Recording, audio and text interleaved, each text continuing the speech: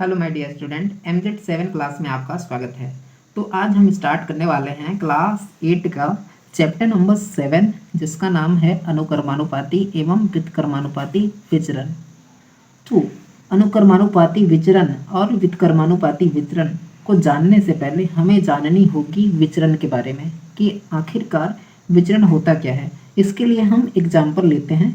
Starting में पहला example तो हम लेते हैं वर्षा वाला, कि जैसे जैसे बरसात के दिनों में वर्षा बढ़ते जाती है, वैसे वैसे तालाब का जो जल स्तर रहता है वो भी क्या होता है, बढ़ते जाता है।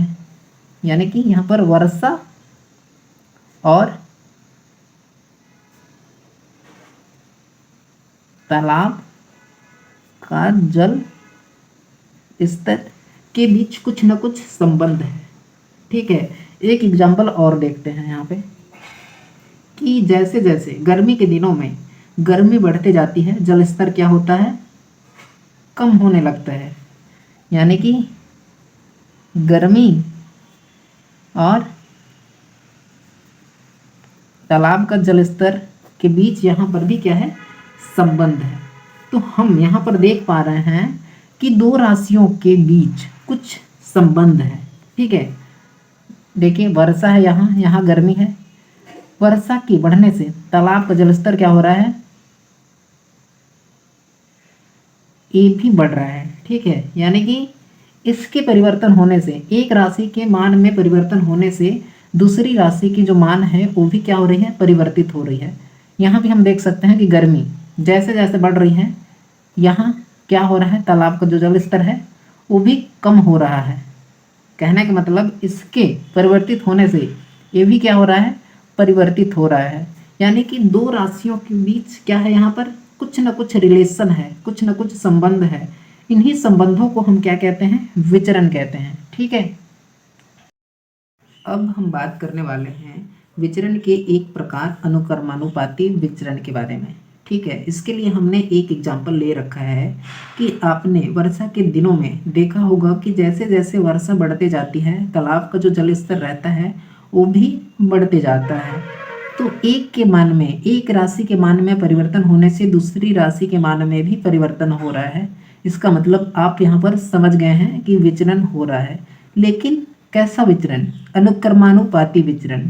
तो अनुक्रमानुपाती में होता क्या है कि एक के मान में वृद्धि से दूसरे के मान में भी क्या होता है, वृद्धि होता है। तब उसे हम क्या कहते हैं, अनुक्रमानुपाती विचरण। ठीक है, इसे और भी अच्छे से समझने के लिए मैंने यहाँ पर एक और एग्जाम्पल ले रखा है। पेन तथा पेनों की संख्या तथा उसकी कीमत, पेनों की कीमत। ठीक है, तो आप यहाँ पर देख पाएंगे कि जैसे जैसे पेनों की संख्या बढ़ाई जाती है, वैसे वैसे उसकी कीमत भी बढ़ती है। यदि मैं एक पेन लेता हूँ और एक पेन का कीमत कितना रखा जाता है, 10 रुपये रखा जाता है। ठीक है, और यदि मैं 2 लूँ तो ये 20 हो जाएगी। ठीक है, 3 लूँ तो ये 30 हो जाएगी। इस प्रकार से क्या हो रहा है कि पेनों की संख्या बढ़ने से उसकी कीमत भी क्या हो रही है, बढ़ रही है। तो इन दोनों राशियों के बीच, पेनों की संख्या तथा पेनों की कीमत, इन दोनों राशियों के बीच कौन सा संबंध होगा, अनुक्रमानुपाती विचरण का संबंध होगा। ठीक है, तो आपने देखा कि अनुक्रमानुपाती विचरण में दो चर होते हैं। यहाँ पर आप देख सकते हैं कि पेनों की संख्या पहली चर है तथा उसकी जो कीमत है वह दूसरी चर है। तो यदि मैं एक चर को x से दिखाऊं और दूसरे को y से दिखाऊं, तो दोनों के बीच हम अनुक्रमानुपाती विचरण को कुछ इस प्रकार से लिखते हैं। ठीक है, इसे हम कैसे पढ़ेंगे कि x अनुक्रमानुपाती y। ठीक है, यहाँ पर हम इसे ऐसे भी कह सकते हैं कि पेनों की संख्या अनुक्रमानुपाती उसकी कीमत, यानी कि पेनों की कीमत।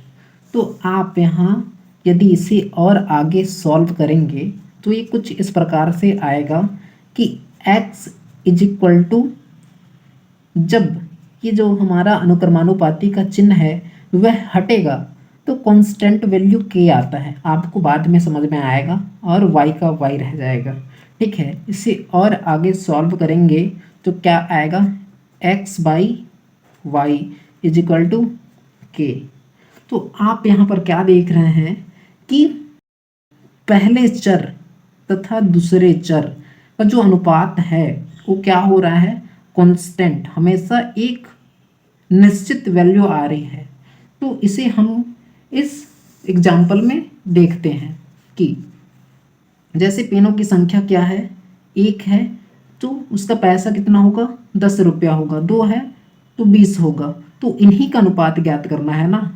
x यहाँ पर क्या है, पेनों की संख्या है, और y यहाँ पर क्या है, उसकी कीमत है। ठीक है, तो अनुपात को हम देखते हैं, साइड में करके देखते हैं कि x कितना है, यहाँ पे पहले के लिए 1 है, और y कितना है, 10 है। ठीक है, पहले के लिए तो कितना आया, 1/10। दूसरे के लिए देखते हैं 2/20, इसका वैल्यू कट के कितना आएगा, 1/10।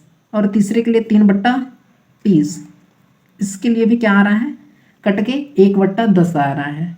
तो हम यहाँ पर क्या देख पा रहे हैं कि अनुक्रमानुपाती विचरण में जो दो राशियाँ होती हैं, जो दो चर होती हैं, उनके बीच का अनुपात जो होता है वो हमेशा क्या रहता है, कांस्टेंट वैल्यू रहता है। ठीक है,